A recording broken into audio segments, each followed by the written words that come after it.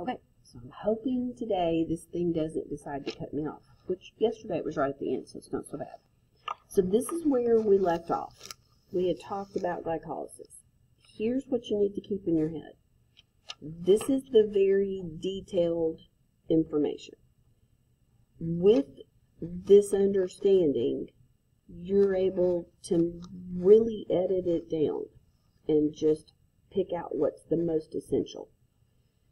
So I'm going to tell you how I think about this. Bless you, you know my brain is always odd. When I think of glycolysis, I picture a little old grumpy man that got a little beard, he's all bent over, he's got a cane, and whenever he's talking to you, he's like, "Look here, Sonny, back in my day, I did everything. I was everything." Okay, well, yes, you were. Glycolysis is very old, and it does not require oxygen. Have we talked about oxygen at all here? No. Will it occur in any type of cell? Well, yeah, pretty much. Is it going to be enough energy when you only have 4 ATP that you made? But remember, we have to subtract the 2 we used, so you only have 2 net. This would not be enough for you.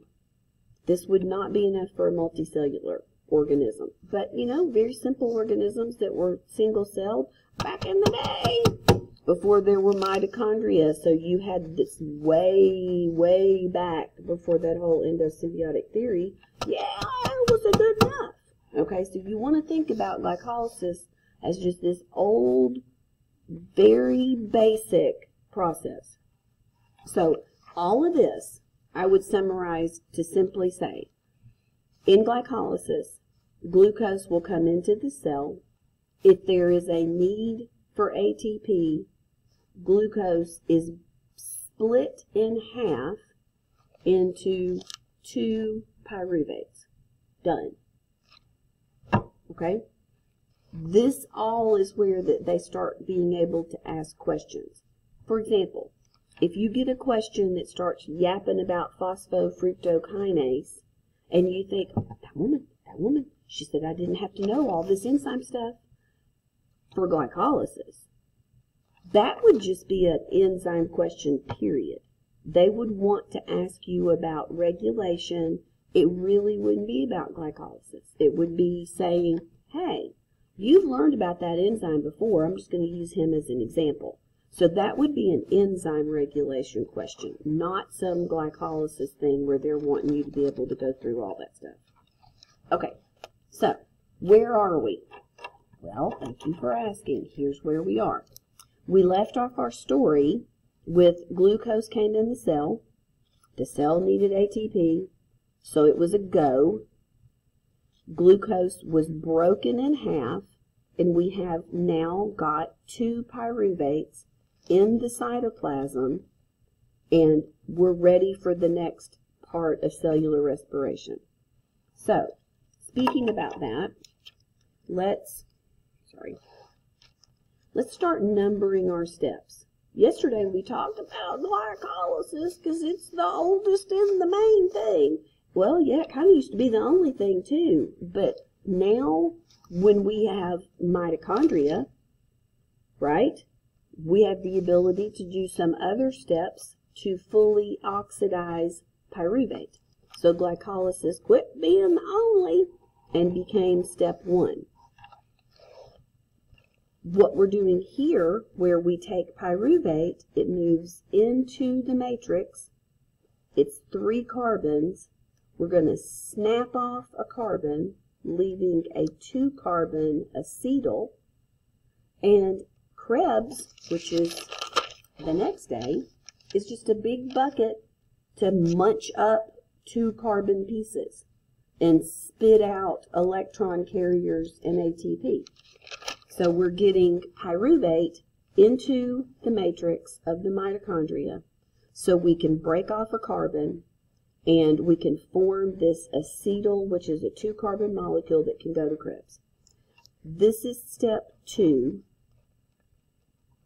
which is pyruvate oxidation.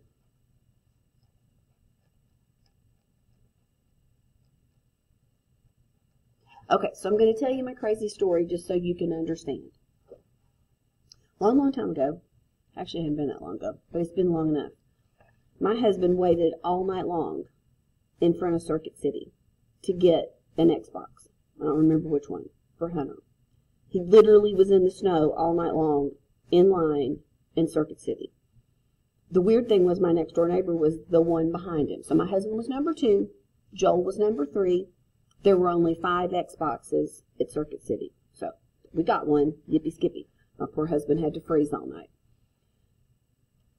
Needless to say, the whole time they were outside of Circuit City in the snow, I'm sure they would have rather have been inside Circuit City. But Circuit City was closed. They had no business being in Circuit City when it was closed. Right? You only should be allowed into something if whatever is in there is open. Okay? Thinking about that, let's think about Pyruvate. If Pyruvate is my husband, and it's waiting outside of Mitochondria, Circuit City, it has no business going into the mitochondria if the processes in the mitochondria are closed. Why would they be closed? Here's how. If there's no oxygen, everything inside the mitochondria stops. There's no processes that will work in here without oxygen. Pyruvate has no business going through the door, that first little door that they bring you into where that, like there's another set of doors afterwards, and then that other set of doors, and wandering around the store when the whole thing's closed. It has no business being there. So what we're going to do is we're going to, just like we did here, this was our sign that this is conditional. Okay? Go or no go. Which one are you going to do? Well, I don't know. Do we have ATP or not? That's how you know. Okay? We're going to do another very similar conditional spot there. This has to do with, you remember that old commercial, have you got oxygen? No, the cell doesn't have oxygen. Well, then you, Pyruvate, had no business in here. This is closed. Everything in here's closed. You just wait outside. As soon as there's oxygen, you can come right on in, because we'll be open for business. Just come right on. So we're going to write down here, on a piece of paper, because I want to be sure that I don't leave anything out, that the mitochondria, so all of the processes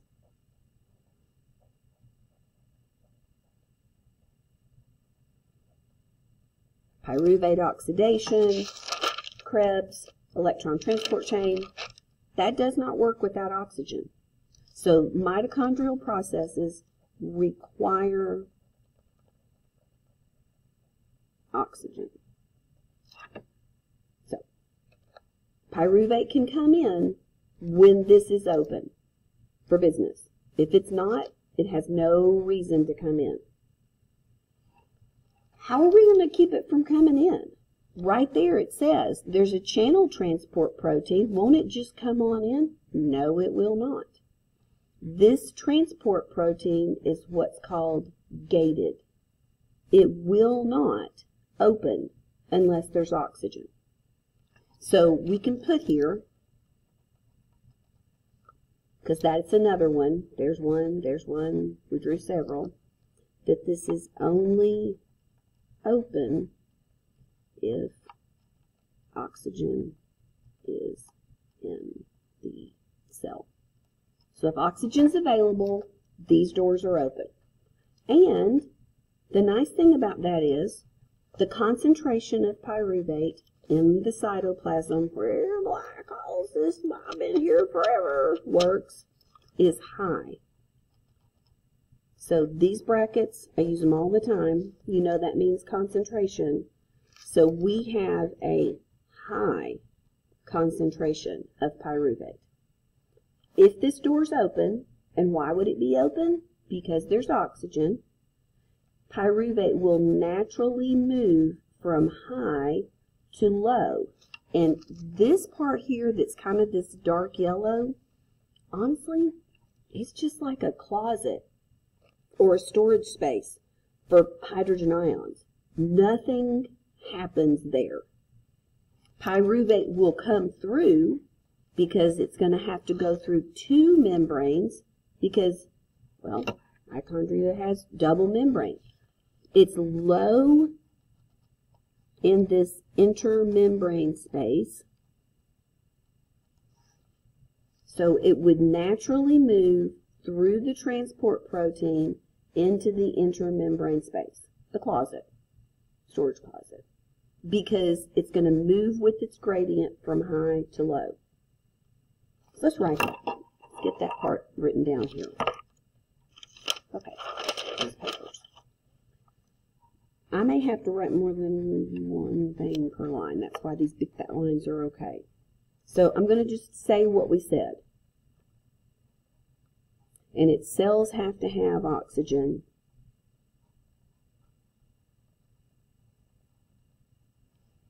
In order for pyruvate to come do its processes. That's the only way the mitochondria is open for business. So for pyruvate to move into, and it's going to go into the mitochondria.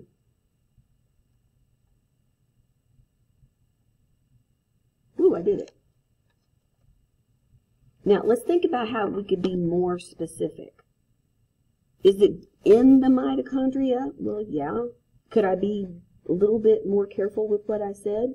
Well, I could say it's in the closet. Or I could use the right word and say it's in the intermembrane space. So I would put, it has come through the outer membrane. And we're going to put the name of that protein that it came through. So this pyruvate channel transport protein.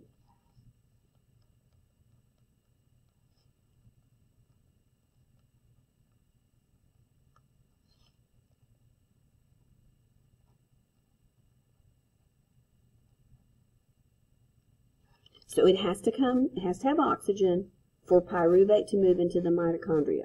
And it's moving from, it's going to go through the outer membrane in that pyruvate channel transport protein, and that protein is gated.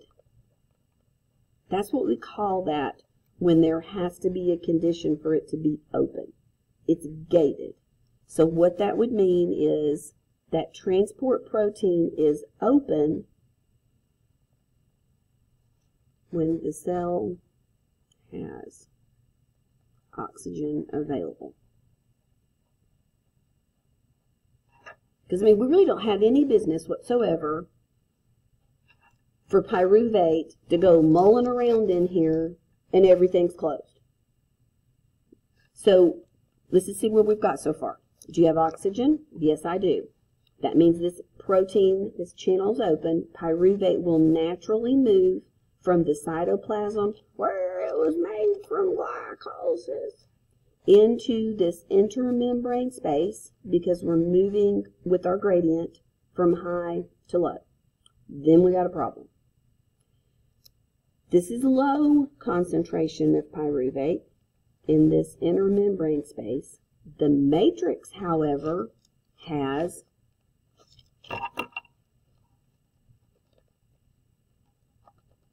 you guessed it, a high concentration of pyruvate. Well, shoot. I'm stuck in the closet. Like, how am I going to get in here? I have to spend energy, right? Because I'm going from low to high. Or, see all these pluses that are hydrogen ions?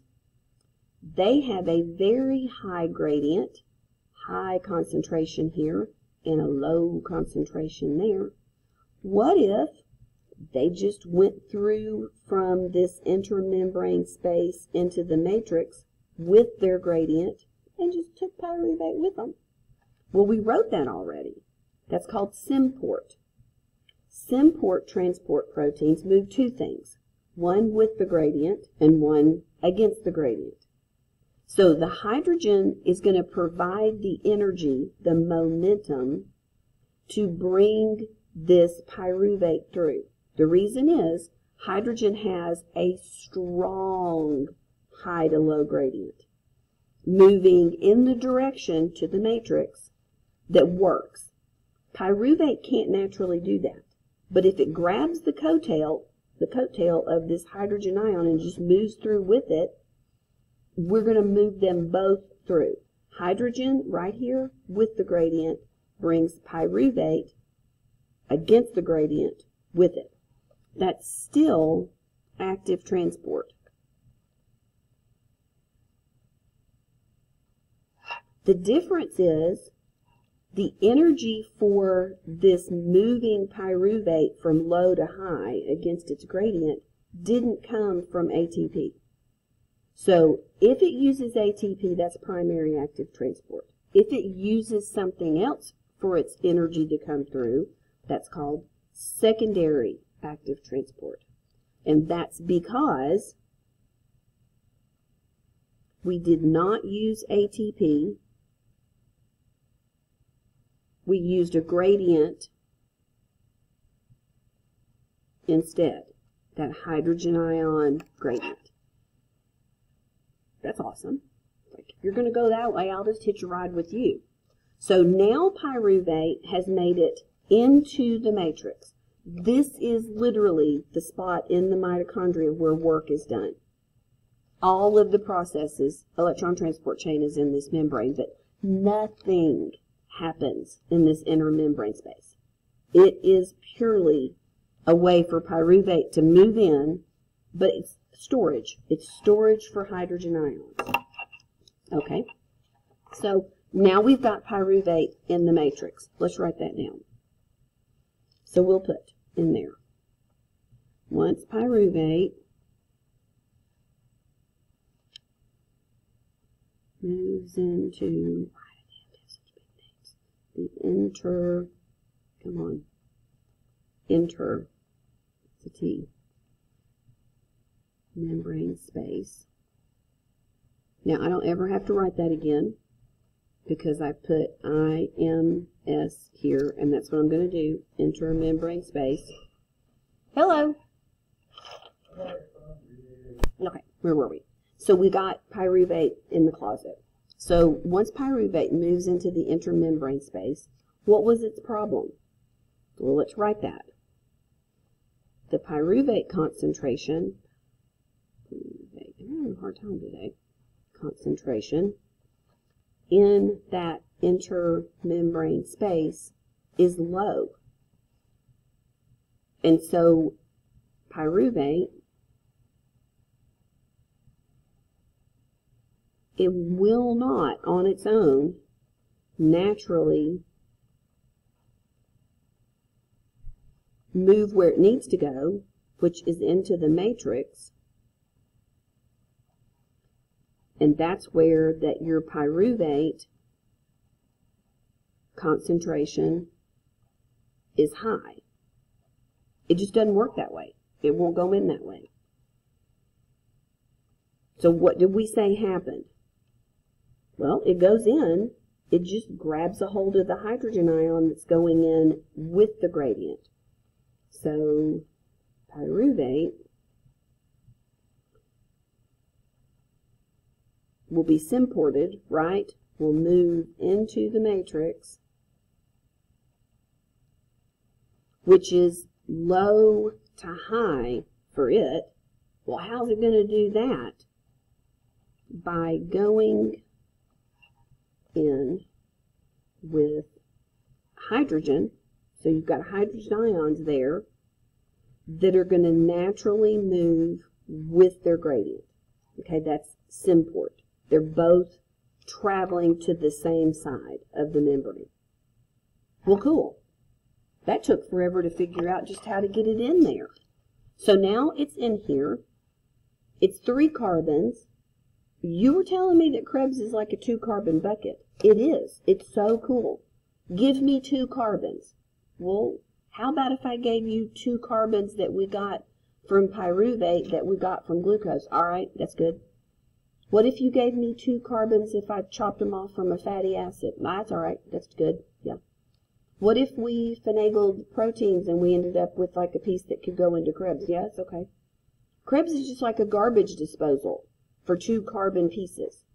Munch, munch, munch, munch, munch, munch, munch. And all you end up with are electrons and ATP.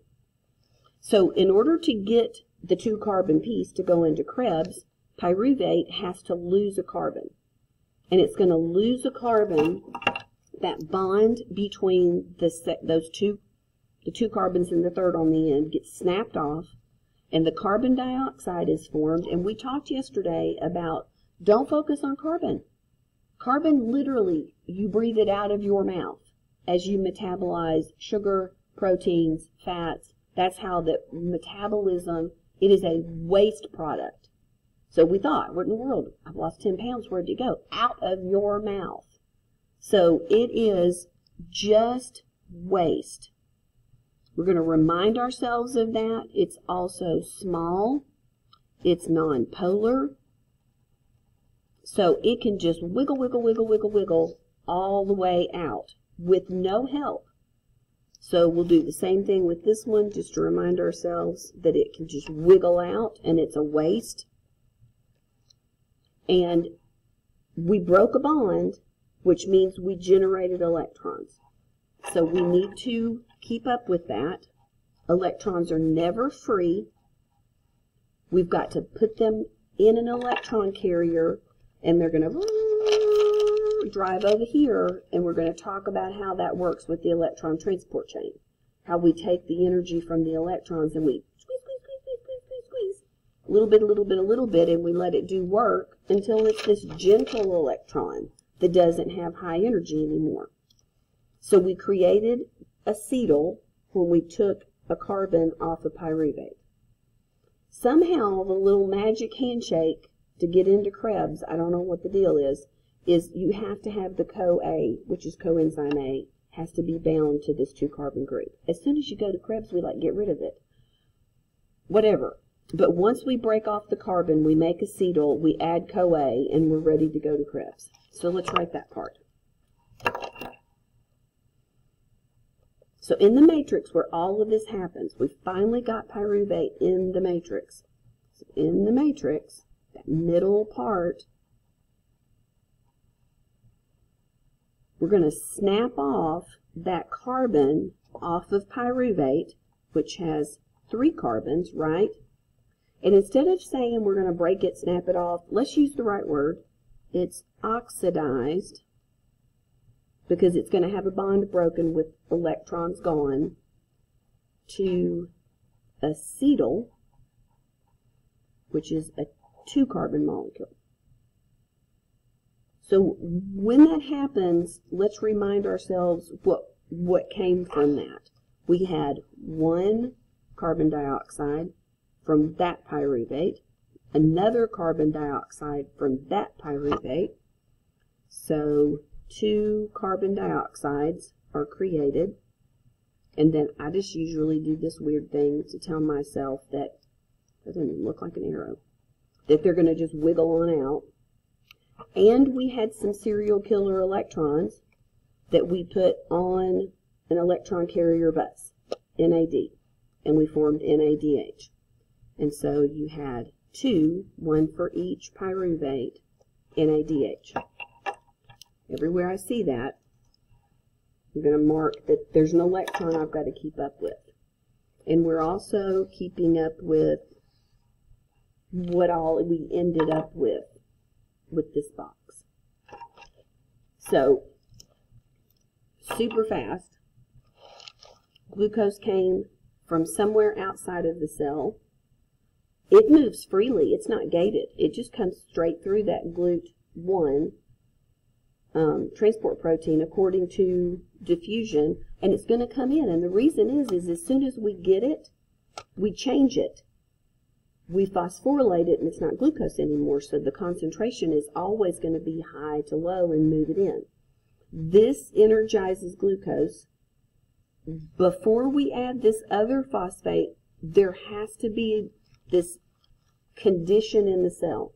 We need to have low ATP before we proceed. So if ATP is low, phosphofructokinase adds this other phosphate group, which forms this very unstable molecule that splits into two G3Ps that are also not very stable. This cost us 2 ATPs to add there. We are in the hole. Like, we're trying to make energy and we're already 2 ATPs in the hole. We formed 2 G3Ps. They're 3 carbons. We snap glucose in half. They're not stable. They rearrange themselves to pyruvate that is much more stable. As a result, we get 2 ATP from that drop in energy from less stable to more stable, and there was a bond broken, and you get electrons that you give to NAD, and you form NADH for each. Now you've got pyruvate, a lot of it, out here in the cytoplasm doing glycolysis. If there's oxygen, now the mitochondria is open for business. Pyruvate will naturally move through the transport protein in the outer membrane from high to low concentration. Well, shoot. How's it going to get through this next membrane, this inner membrane, into the matrix? Well, thank you for asking. It's going to go with hydrogen. So the two of them go through a symport, hydrogen with its concentration gradient, pyruvate against, and now we've got pyruvate in the matrix. We're going to change this 3-carbon molecule by snapping off a carbon. It's going to be oxidized. This carbon will then become a carbon dioxide, which is waste and just wiggles on out. Pyruvate, by losing a carbon, becomes acetyl, which is coupled with CoA, and acetyl-CoA goes to Krebs. And we promptly get rid of the CoA. All right? Now I'm going to do a different video about this whole Oreo lab, because we also went back and did data from the potato lab. That's going to be a whole different one. I don't know if I'll get that done today. This one, if it processes, I'll send it to you. You're wonderful.